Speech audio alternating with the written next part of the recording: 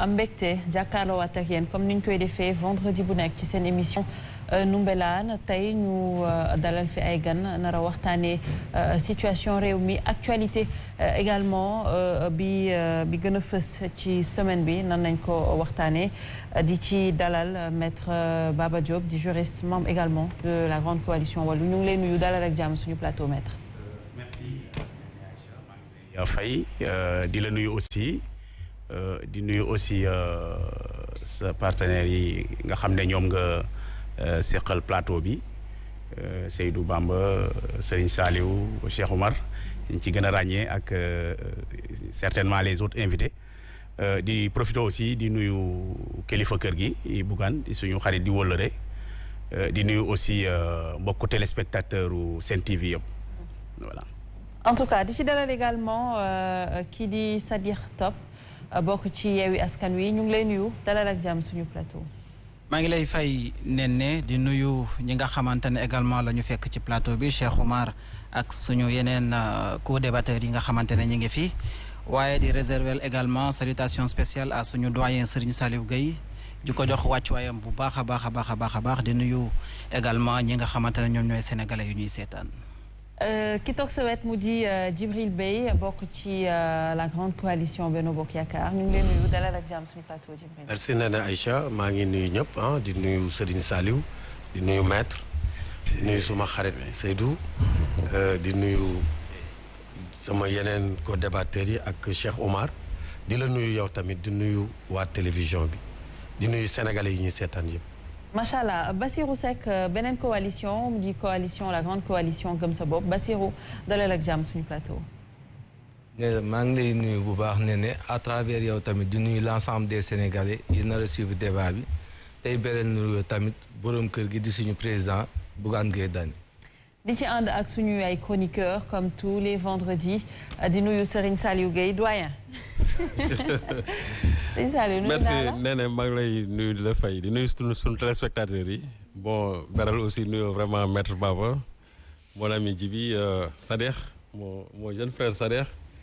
ak Cheikh Omar le turbulent Cheikh Omar Bassirou mais Seck bi laa bëggul tudd di nuyu aussi mon ami et frère Seydou Bamba vraiment di nuyu aussi tous nos techniciens et puis pour wax na rek sama cri du cœur tey jii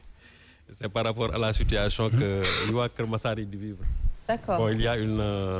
construction de route là-bas benn pont bu ñu fay defar mais présentement nii xam nga il y a un rétrécissement de la route principale ce qui fait que bon très souvent automobilistes yi dañuy jël les voies secondaires mais malheureusement bu ñuy jaar ci biir quartier yi dañuy fermer ñu nekk ci quartier dañ ko fermer dañ baare certainement pour protéger leur progéniture mais aussi il faut que ñu dawal compréhension parce que nit ñi bu ñu tëjee tali bële forcément il faut ñu jaar ci koñ yi je crois que li ñu war a def moo di faire de sorte que ñiy dugg ci biir koñ yi aussi vraiment dawal avec une allure boo xamante ni du am benn danger mais sinon les gens risquent d'avoir des problèmes te puisque ça ne concerne que les gens de Kër Massar je crois que entre eux war na mën a am boobu compréhension. C'est important di la jaajëfal bu baax di nuyu tamit Seydou Bamba Diop Seydou nuyu naa la.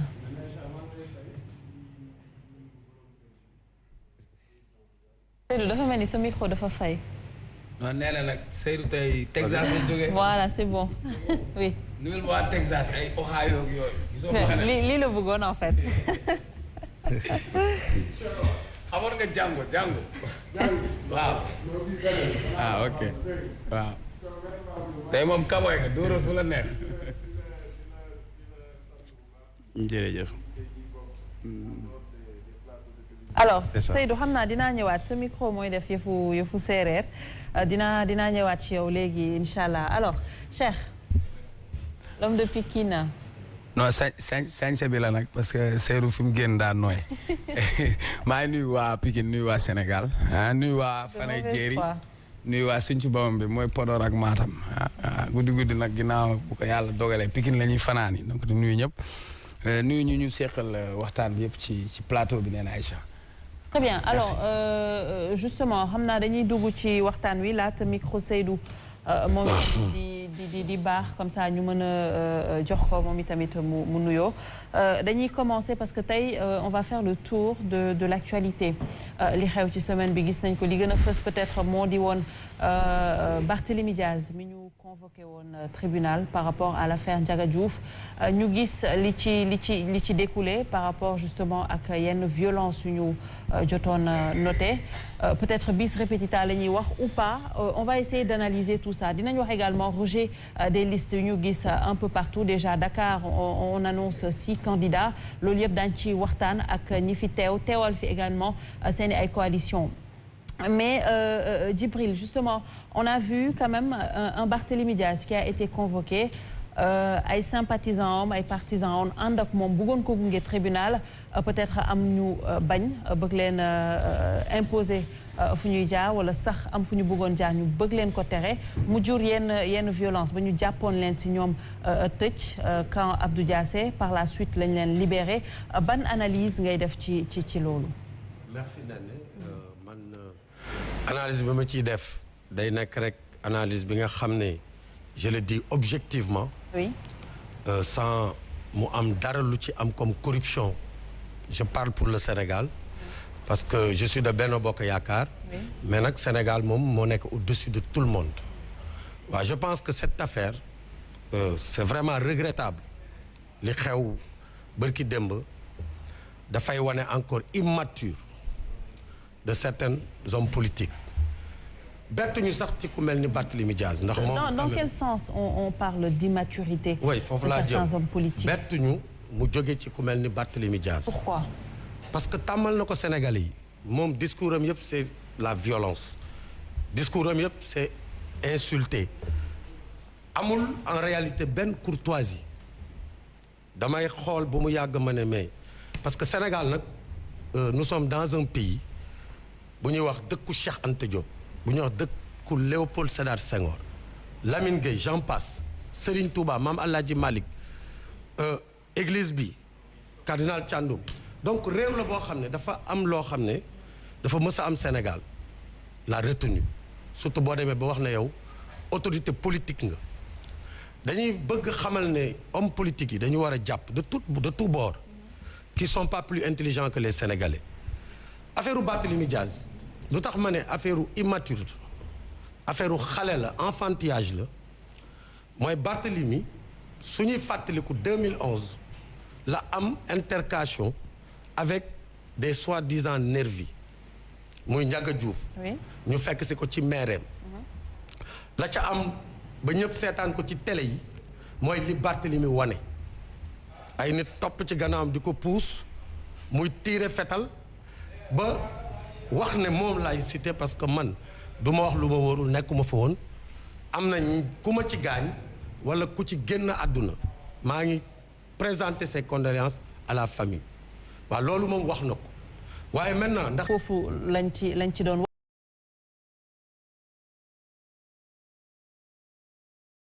wax par rapport ak Barthélémy ak ñi ñëwoon peut-être di ko attaquer ci mairie wam waaw foofu laa jëm ma ne loolu du man maa koy wax man en tant que observateur en tant que sénégalais am naa ci opinion man sama opinion mooy ku yor xeer ak ku yor yat wala ku yor fetal ak ku yor xeer damay jàpp ne am na lu ñuy wax lu disproportionné mais du man sama xam-xam màccul ci loolu dafa am ay juge am ay kuréel yu ñu tabb ci Sénégal yu existé avant Barthélémy yu existé avant man ñi traversé Macky Sall traversé Ablaye Wade traversé d'abord Senghor traversé Abdou Diouf traversé Macky Sall cette même administration cette même justice moo tax Sénégal am alternance cette même justice laa la wax moo jël Barthélémy jugé ko en 2017 oui à la suite ñu condamné ko 2 ans dont 6 mois ferme 25 millions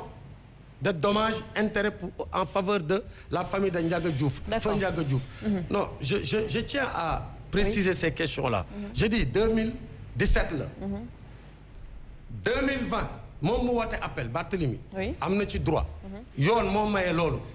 ndax dañuy bañ ñu jël di ko tëj ci loo xam ne injustice la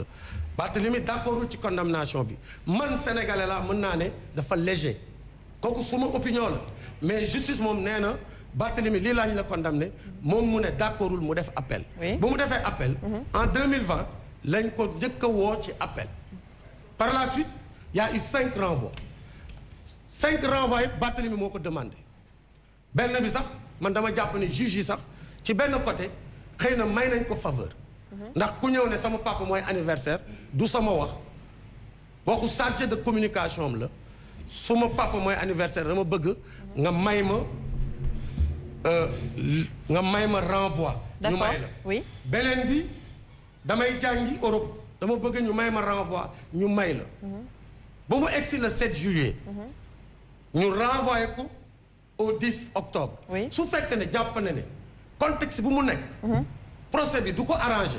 ni mu doon demandé pour anniversaire u papam pour dem jàngi France ak yeneen muy 5 renvois juge bi may ko Barthélemy war na mën a def demande boobu waaye déet deful loolu dafa def li nga xam ne moom lañ ko xamal mooy Sénégal daf ko bëgg a def li mu tuddee Far West. mais aujourd'hui s'il vous plaît mais Djibril est-ce que c'est pas trop fort déjà ñuy catégoriser Barthélemy naan peut-être dafa bëgg def Sénégal Far West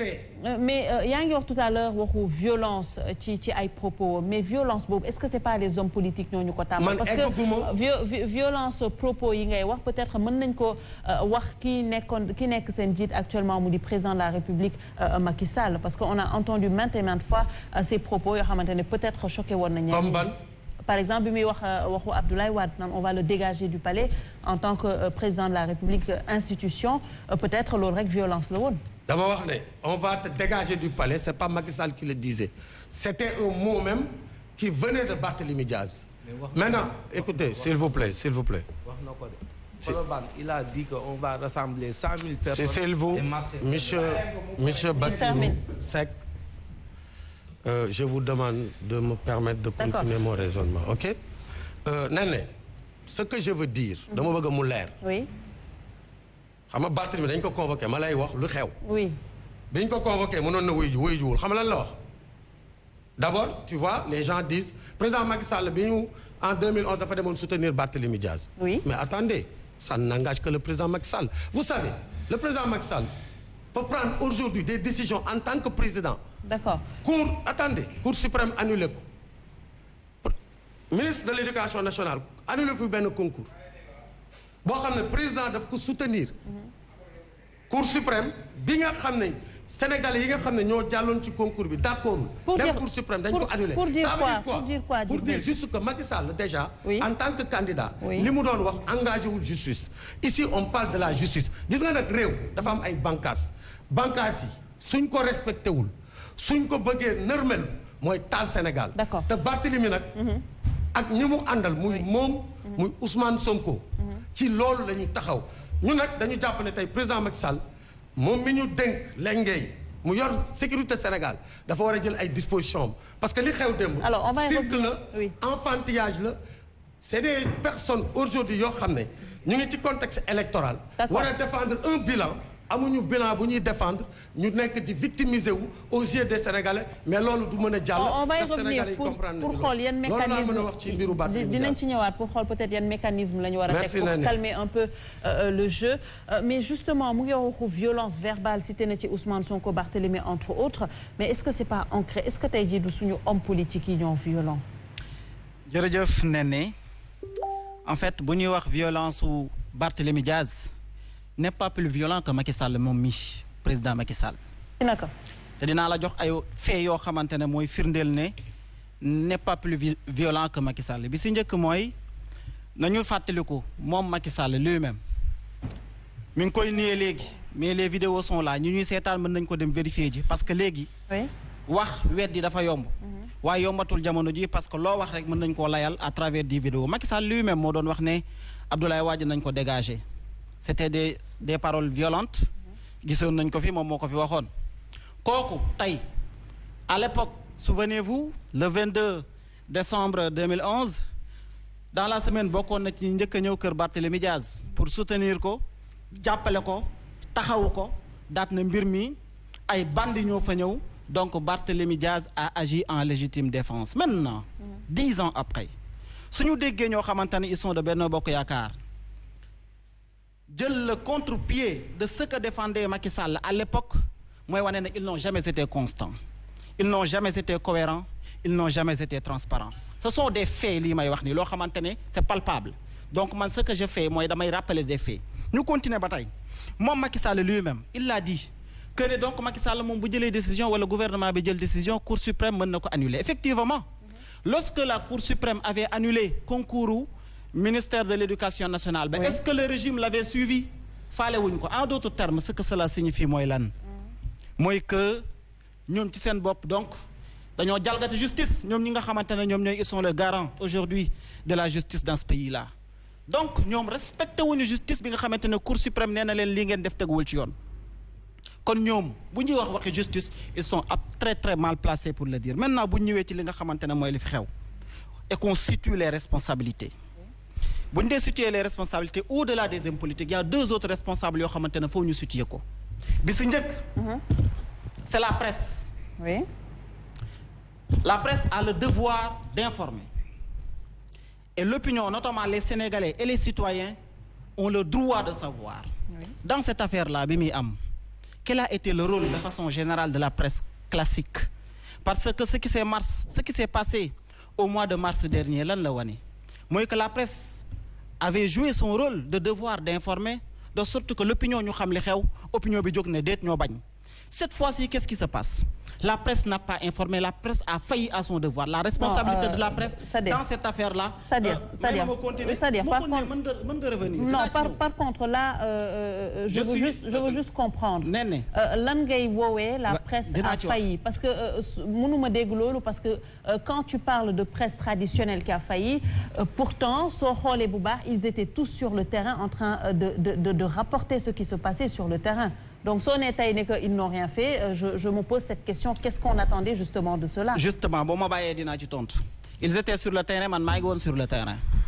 et non seulement maa ngi woon sur le terrain mais am nañ ay nit yoo xamante ne ñun nous sommes très organisés qui suivent aussi bien ce qui se passe sur le terrain mais ce qui se passe dans les télévisions rappelez-vous à l'époque TFM bi affaire yi di tàkk lu mu defoon musique la tegoon ce même TFM là ce sont des exemples que je donne et lii bu ma toogoon TFM aussi je les citerai tel quel beneen bi mooy non bu di beneen télé day mel ni ñun dañuy seetaan ngay wax ci ñoom c'est-à-dire mën nga wax de manière générale ton opinion sans pour autant citer non non c'est pas élégant quand on attaque les hommes politiques attaquer Sen TV si tu veux mais toog fii pour tudd TFM c'est pas léegi ñun ça nous pose problème non man ça ne pose pas problème donc dinaa ko continuer c'est clair ça donc je continue li ma doon wax mooy lan mooy la presse n'a pas joué son rôle dans cette affaire-là parce que tout simplement Sénégal lu toll ni par exemple Ousmane Sonko Barthélémy Diaz kenn ki c'est un député ñëpp xam nañ li mu am ñu woo ko nekk le candidat de Yewwi Askan Wi à Dakar bi muy am bu dul presse en ligne boo dégloo presse classique traditionnelle et je pèse bien mieux au-delà des radios maintenant prenons par exemple les télévisions est-ce que amoon na luy wane ne quelque chose et se passait à Dakar il n'y en avait pas ce sont des faits ce sont des faits je dis nañ ma génneel benn télévision. boo xamante ne génne na ko léegi pour ma continuer pour ma continuer nee na même ma continuer je pense qu'on se trompe un peu de combat et de logique. parce que tey oui si mais c'est très difficile mais il faut accepter de souffrir je suis journaliste mais il faut que ma les relance aussi il faut qu'on accepte de souffrir nous aussi qui avons été formés en tant que journalistes. C'est-à-dire et qu'on a le droit. C'est-à-dire on ne peut pas être je suis désolée c'est-à-dire mais on ne peut pas mënuñu d'accord ak yow foofu par rapport à ça peut-être di nga continuer di maintenir tes propos mais également laisse-moi te rappeler que la presse moi je ne dirais pas que deful liggéeyam parce que li mu war a def mu ngi ko doon def mu ngi rapporté c'est passé dans les journaux génn na ci éditions yu def ay éditions yoo xamante ne vraiment c'était dañ ko jagleeloon en tout cas pour loolu que ça soit à la radio ou entre autres mais de là à attaquer la presse pour dire que la presse